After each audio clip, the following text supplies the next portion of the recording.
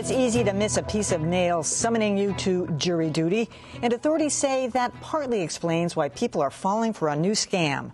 But it also involves a twist that is pulling in Bostonians who would otherwise be skeptical to such calls. Here's a look at how it works. The telephone rings. The caller ID says it's the Middlesex Sheriff's Office. The caller threatens you with imminent arrest for missing jury duty unless you pay a substantial fine. The caller instructs you to purchase a green dot money card and provide them with the numbers on the back of the card. The funds are then electronically transferred off the card and gone forever.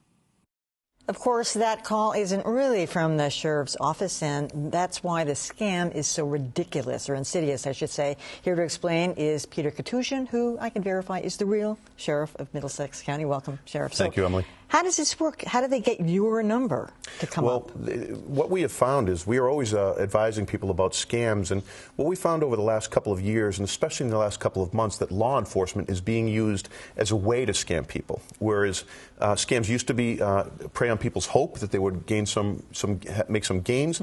Now they're based upon people's fears, and we find that it's a much more nefarious, insidious, and powerful way to take money from people. And that's what we found, is that people are using our name more and more in order to scam people, and it's a trend across the country. How do they get your name, though, to come up in the caller ID? They actually have apps that you can spoof, so they can actually throw the number, or what they'll do is they'll give both another number, but one of our numbers. So that the thought is that someone will call our number, we'll answer at the Middlesex Sheriff's Office, they'll immediately hang up and just say, okay, it's for real, I better pay this. All right, so what is the punishment for missing jury duty? I mean, I can understand how people don't get those summons, and people don't even get mail anymore, but is there a real punishment? Usually it's about 8 or 9 times you get a notice. The jury commissioner has already explained when we've been going through this.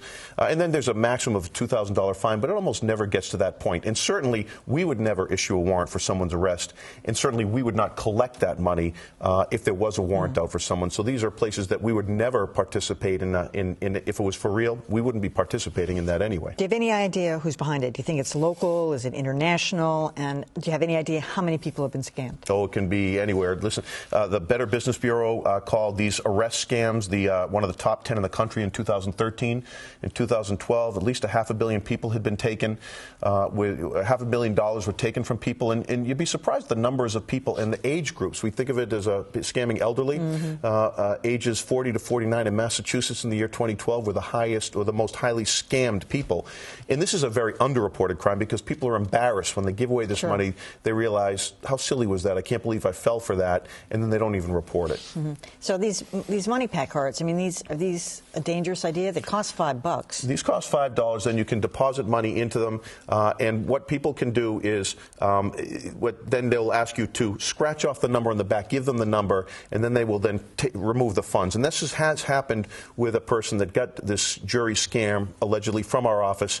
They actually talked the man through a purchase of one of these cards. Wow. They talked him through scratching off the back, giving the number, and then they took his money. This is cash. You've got to treat it like cash, and just like cash, it's untraceable. All right. Sheriff Peter Katushin, thanks for coming today. My pleasure. And if I can just say, it's my daughter Isabel's 5th birthday today. Happy birthday, Isabel. Cute.